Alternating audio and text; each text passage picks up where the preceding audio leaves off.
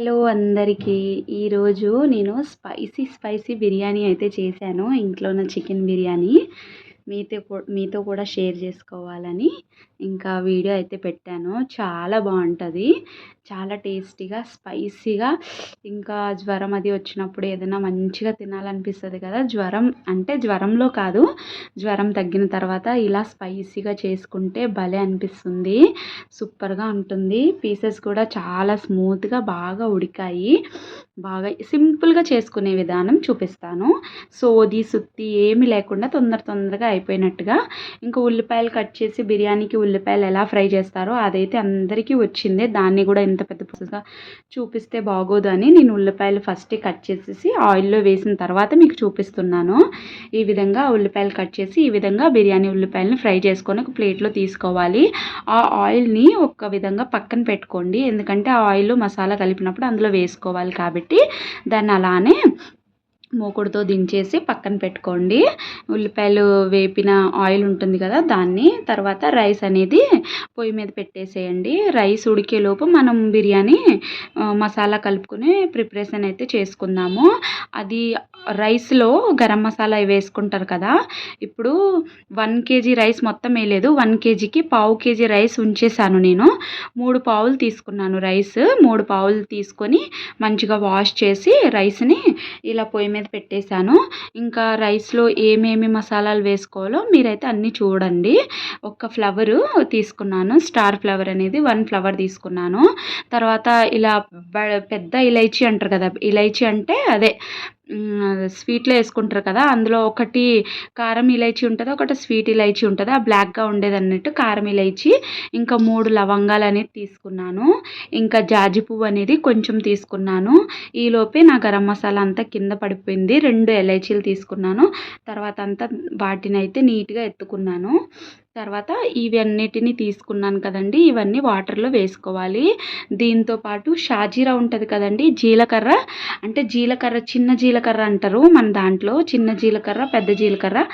అది చిన్న జీలకర్ర అనేది గరం మసాలాతో పాటు రైస్లో వేసుకుంటే బాగుంటుంది. కానీ నా దగ్గర అవైలబుల్గా లేదు జీలకర్ర, అది చిన్న జీలకర్ర.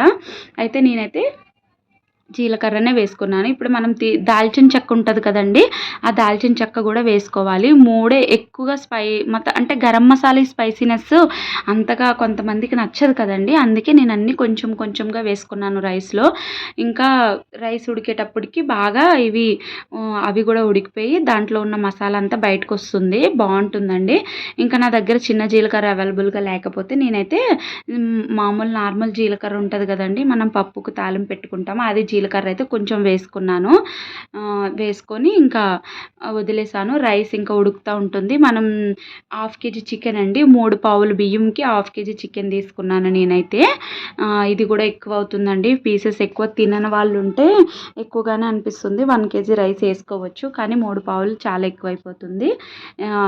అంటే మొత్తం పర్ఫెక్ట్ క్వాలిటీ అంతా మీకు చూపిస్తున్నాను. అంటే కరెక్ట్గా ఎలా చేసుకోవాలనే విధానాన్ని చూపిస్తున్నాను. ఇంకా మంచిగా దాన్ని చికెన్ని మంచిగా వాష్ చేసుకొని తర్వాత మనం ఏ తపాల్లో అయితే బిర్యానీ చేసుకోవాలనుకుంటున్నామో అదే తపాల్లో ఇంగ్రీడియంట్స్ అన్నీ కలుపుకోవాలి. చికెన్ తీసుకొని దాంట్లో ఫ్రై చేసిన ఉల్లిపాయలు సగం అంటూ వేసేసాను. దాని తర్వాత ఉప్పు వేసాను. తగినంత ఉప్పు వేసిన తర్వాత అల్లం వెల్లుల్లి పేస్టు ఒక పెద్ద టేబుల్ స్పూన్ వేసుకున్నానండి. 1 టేబుల్ స్పూన్ పెద్దగా వేసుకున్నాను. ఇంకా 5 రూపీస్ది పుదీనా కట్ట అనేది ఉంటుంది కదా, అవన్నీ ఆకులు తీసేసి వేసుకున్నాను. 6 హరిమిర్చి కట్ చేసి వేసుకున్నాను. 2 టమాటోస్ వేసుకున్నాను. 2 టమాటోస్ చిన్న సైజు తీసుకొని స్లైసెస్గా చోటి పీసెస్ కట్ చేసుకొని చిన్నగా వేసుకోవాలి. 1 నిమ్మకాయ వేసుకున్నానండి. మొత్తం క్లారిటీగా చూడండి. ఈజీ ప్రాసెస్లో చూపిస్తున్నాను. నిమిషాల్లో అయిపోతుంది చేసే విధానము. ఇంకా టేస్ట్ కూడా భలే ఉంటుంది, చాలా బాగుంటుంది. అందుకే తొందరగా చూపిస్తున్నానండి. ఇంకా కొంతమంది బిర్యానీ అనగానే మసాలాలు రుబ్బి చేసి చికెన్కి పట్టించి అవన్నీ చేసి అదంతా కాదండి. దానికన్నా వేరే లెవెల్ టేస్ట్ ఉంటుంది. ఒక్కసారి మీ ఇంట్లో మీరు ట్రై చేయండి. తర్వాతనే ఇంకా నాకు కామెంట్ పెట్టండి. టేస్ట్ని చూసే కామెంట్ పెట్టండి. తర్వాత చిటికెడు ఉప్పు వేసుకున్నాను. ఎందుకంటే నేను చికెన్ వాష్ చేసినప్పుడు చిటికెడు సారీ అండి, చిటికెడు పసుపు వేసుకున్నాను, ఉప్పు కాదు సారీ. ఇంకా నేను వాష్ చేసుకున్నప్పుడు పసుపు వేసుకోలేదు కాబట్టి కొంచెం వేసుకున్నాను. ఇంకా 3 టేబుల్ స్పూను కారం వేసుకున్నాను, ఎందుకంటే స్పైసీగా చేస్తున్నాను. మా అమ్మ చేసిన హోమ్ మేడ్ ధనియాల పౌడర్ అండి, గరం మసాలా అన్నీ వేసి చేస్తుంది. ఇంకా అందుకే నేను గరం మసాలా ఎక్కువ వేసుకోను. ఇంకా ఆ గరం మసాలా పెద్ద టేబుల్ స్పూన్ వేసుకొని ఇంక చిన్నగా ఒక చిన్న చిటికి రవ్వంతా వేసుకున్నాను కదా, అది గరం మసాలా పౌడరు. ఇప్పుడు రైస్లో ఏమేమి గరం మసాలాలు వేసుకున్నామో అదే మసాలా పౌడర్ చేసి కూడా పెట్టుకుంటాను నేను. అదే మసాలా పౌడర్ కొంచెం చికెన్లో వేసాను, అదే మసాలాలు వేసిన తర్వాత మనం ఇంత చేసినప్పటికీ రైస్ ఒకసారి కలుపుకోవాలి కదా అని మొత్తం రైస్ని అంతటిని ఒక్కసారి మంచిగా కలుపుకున్నాను. ఇప్పుడు మీకు చూపించక ముందే నేను ఆయిల్ కొంచెం యాడ్ చేసేసానండి. ఇంక మరి మీకు చూపించాలి కదా అని మళ్ళీ ఇంకొంచెం యాడ్ చేశాను. ఇంక మనం ఈ ఆయిల్ వేసిన తర్వాత ఈ మసాలాలు అన్నీ వేసిన తర్వాత ఎంత బాగా అంటే అంత బాగా కలుపుకోవాలి. ఒక్క 5 మినిట్స్ బాగా కలుపుకున్న తర్వాత పెరుగు యాడ్ చేసుకుందాము. ఇప్పుడే కాదు, పెరుగు కూడా వేసేదే ఉంది. ఇప్పుడు ఈ మసాలా అంతా బాగా పట్టించండి ముక్కలకి. పెరుగు వేసుకుంటే అంత బాగా పట్టుకోదు తొందరగా, అందుకే నేను పెరుగు ఫస్ట్ యాడ్ చేసుకోను. ఫస్ట్ అంతా మిర్చి, ఉప్పు, మళ్ళీ అంతా మనం వేసుకున్న పుదీనా, టమాటో, ఉల్లిపాయలు అన్నీ బాగా ముక్కకు పట్టుకోవాలన్నట్టుగా బాగా పిసికి ఇలా పట్టుకొని, టమాటాలు కొంతమంది ఇంత పిసుక్కోవాలి అనుకుంటే మిక్సీ చేసే వేసుకోవచ్చు కదా అని అనుకోవచ్చు, కానీ బాగోదండి పేస్ట్ చేసి వేసుకుంటే. ఇది ముక్కలు వస్తే మనం తీసి రైస్ పక్కన పెట్టేయవచ్చు, కానీ ముక్కలే బాగుంటుంది. తర్వాత బాగా పట్టించుకున్న తర్వాత పెరుగు నేను యాడ్ చేసుకున్నాను. 1/2 కేజీ పెరుగులో నుంచి కొంచెం ఉంచుకొని మిగతా పెరుగు అంతా వేసేసాను, కొంచెమే ఉంచుకున్నానండి.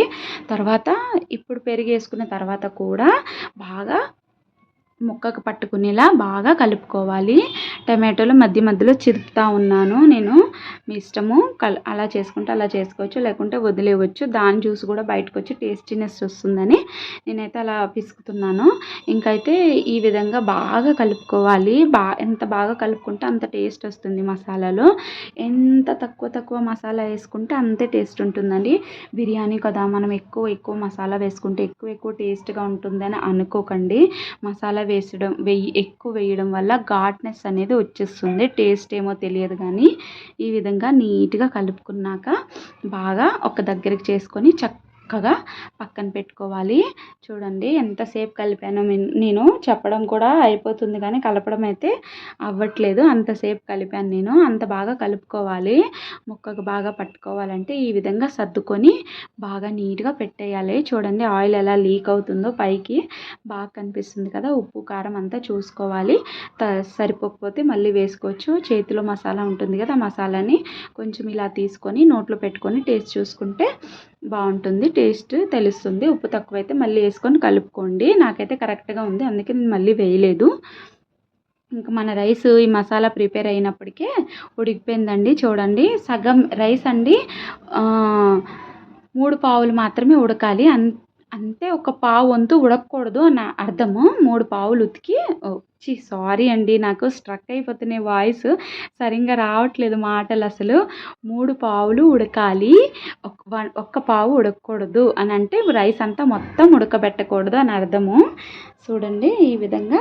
ఇంకా రైస్ని ఈ విధంగా చాలా కష్టాలు పడతాము బిర్యానీ చేసుకున్నప్పుడు రైస్ కోసము. చూడండి గింజంతా కింద ఇలా వంపుతుంటే పడిపోయింది కింద, నా కాళ్ళ మీద పడలేదు. ఇంకా ఈ విధంగా చేయలేమని మళ్ళీ దాంతోనే నేను ఇంకా రైస్ తీయడం అయితే చేశాను. ఇంకా చూడండి ఈ ప్రాసెస్ దగ్గర కొంచెం కష్టంలాగా అనిపిస్తుంది. అరే రైస్ ఎలా తీయాలి అనేటప్పటికే రైస్ అంతా మెత్తగా అయిపోతుంది. ఆ విధంగా కాకుండా తొందరగా చేసుకోండి. నాకు ఇంకే ఐడియా తట్టకపోతే ఇంకా దాంతోనే రైస్ తీయడం స్టార్ట్ చేసి వేసేసాను.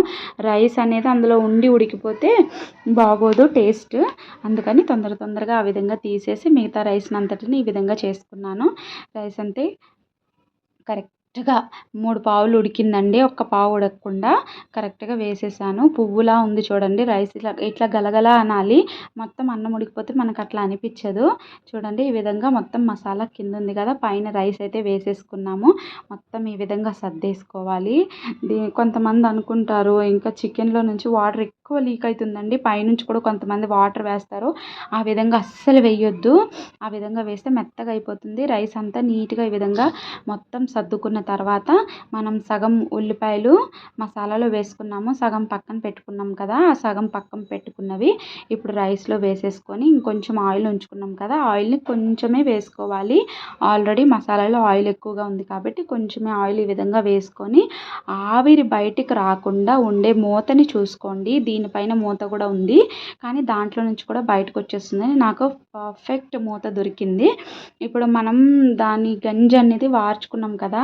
ఆ గంజే హైట్ కోసము పెట్టుకుంటున్నాను పైకి. ఈ విధంగా అంటే బరువు అన్నట్టు హైట్ కాదు, బరువు కోసమని పెట్టుకుంటున్నాను. దాని గాలి బయటకు రాకుండా బరువు కోసమని పెట్టుకుంటున్నాను. ఆ విధంగా 5 మినిట్స్ హై ఫ్లేమ్‌లో పెట్టుకోవాలి. హై ఫ్లేమ్‌లో 5 మినిట్స్ పెట్టుకున్న తర్వాత ఇంకా మన దగ్గర చపాతీ చేసే తవ్వ ఉంటుంది కదండీ! ఆ తవ్వని తీసేసి దీని కింద పెట్టుకోవాలి. ఇలా పెట్టుకొని తర్వాత బిర్యానీది మనం ఏ గిన్నె అయితే ఉందో ఆ గిన్నె దానిపైన పెట్టుకోవాలి. ఈ తవ్వ పెట్టిన తర్వాత 5 మినిట్స్ మళ్ళీ హై ఫ్లేమ్‌లో పెట్టుకోవాలి. ఎందుకంటే అది వేడెక్కాలి కదండీ తవ్వ అనేది. అదే మనం స్లో ఫ్లేమ్‌లో పెడితే అంత తొందరగా వేడి అవ్వదు. అది వేడెక్కిన తర్వాత మళ్ళీ స్లో ఫ్లేమ్‌లో పెట్టేసేయాలి. స్లో ఫ్లేమ్‌లో పెట్టిన తర్వాత 10 మినిట్స్ కదపకుండా ఏం చేయకుండా మనం అలా వదిలేయాలండి. ఫస్ట్ 5 మినిట్స్ హైలో పెట్టాము. తవ్వ పెట్టిన తర్వాత మళ్ళీ 5 మినిట్స్ హైలో పెట్టాము. తర్వాత 10 మినిట్స్ స్లో ఫ్లేమ్‌లో వదిలేసామండి. వదిలేసిన తర్వాత ముక్క మనకి చక్కగా ఉడికిపోతుంది. రైస్ కూడా చక్కగా నీట్‌గా ఉడికిపోతుంది.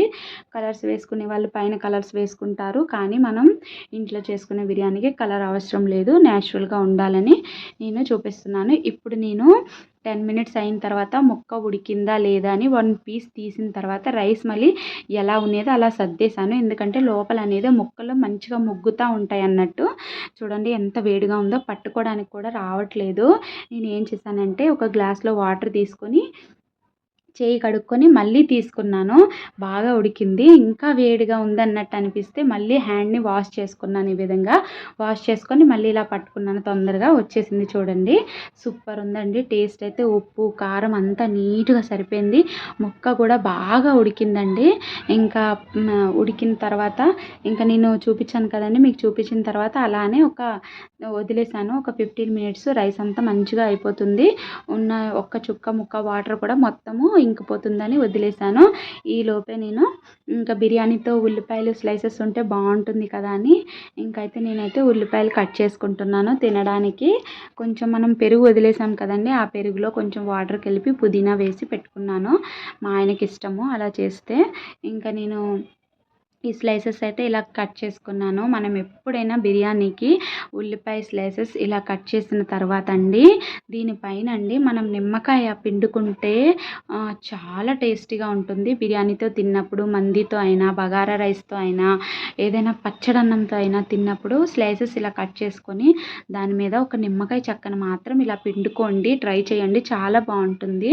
ఇంకా కొంతమంది అయితే స్లైసెస్ ఇలా తీసేసి కూడా పిండుకుంటారు. టేస్ట్‌గా ఉంటుందండి. ట్రై చేయండి ఒకసారి తెలియని వాళ్ళు. ఇంకా బిర్యానీ అయితే మంచిగా అయిపోయింది కదండీ! ఇప్పుడు ప్లేట్‌లో సర్వ్ చేసుకొని బిర్యానీ టేస్ట్ అయితే చూద్దాము. చూడండి డ్రాప్ కూడా వాటర్ లేకుండా ఎంత చక్కగా మసాలా మట్టికి బయటకొస్తుంది. ఇంకా మీకు చూపించాలి కదా ఎలా అయిందో. మళ్ళీ 10 మినిట్స్ తర్వాత ఇంకా తినేటప్పుడు కూడా ఎంత బాగా ఉడికిందో, ఎంత బాగా స్పైసీనెస్‌గా కనిపిస్తుందో తెలియాలి కదండీ! చూపిస్తే మొత్తం చూపించాలని నేనైతే మొత్తము బోర్ లేకుండా మీకు అంతా చూపించాను. చేసుకునే విధానం అయితే నా స్టైల్‌లో ట్రై చేయండి. ఇంకా 10 మినిట్స్‌లోనే మీ ఇంట్లో బిర్యానీ రెడీ అయిపోతుంది. చూడండి పీసెస్ కూడా నీట్‌గా ఉడికాయి. చూడడానికి సేమ్ హోటల్ బిర్యానీ లాగా కనిపిస్తుంది. ఇంకా టేస్ట్ విషయం అయితే చెప్పలేనండి. ఎంత నచ్చిందంటే అంత బావుంది. ఇంకా నేను చేశానని నేను గొప్ప చెప్పుకోవట్లేదు. నా స్టైల్‌లో మీరు కూడా ఒక్కసారి ట్రై చేసి చూడండి. చాలా బావుంటుంది. ఈ పులుపు ఎక్కువ కాకుండా, కారము ఎక్కువ కాకుండా, గరం మసాలా స్పైసీనెస్ గూడా ఎక్కువ కాకుండా అన్నీ కరెక్ట్‌గా ఉండేలాగా చేశాను. చూడండి ఇలా స్లైసెస్ 2 స్లైసెస్ ఇలా పక్కన పెట్టుకొని రైస్ అయితే వేడి వేడిగా ఉంది. పట్టుకోవడానికి గూడా రావట్లేదు. ఇంకా అయినా సరే మీకు చూపించాలని నేను ఇంకా ఆగలేదు. చేస్తున్నాను అలానే. ఇంకా టమాటా ముక్కలు అలా ఇష్టం ఉన్న వాళ్ళైతే తినేయండి. ఇష్టం లేని వాళ్ళైతే పక్కన తీసేసి అలా పెట్టండి. ఓన్లీ టేస్ట్ కోసమేనండి. ఇలా తినాలండి. అబ్బబ్బబ్బబ్బా! నోట్లో నుంచి నీళ్ళు ఊరిపోతున్నాయి. అంత టేస్ట్‌గా ఉందండి. నాకైతే భలే నచ్చింది. నేను చేసుకున్నానని గొప్ప చెప్పట్లేదు. నిజంగానే టేస్టీగా అయిందండి. మీకు నచ్చితే like and share and subscribe. Thank you for watching. Thank you.